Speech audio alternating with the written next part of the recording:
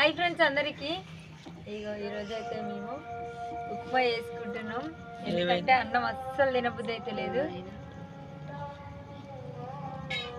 అందుకే ఇగో నైట్ లైవ్లో వేసుకుంటున్నాం ఉప్మా. అయితే పప్పు కూర ఉంది కానీ అస్సలు అన్నం తినాలనిపిస్తలేదు.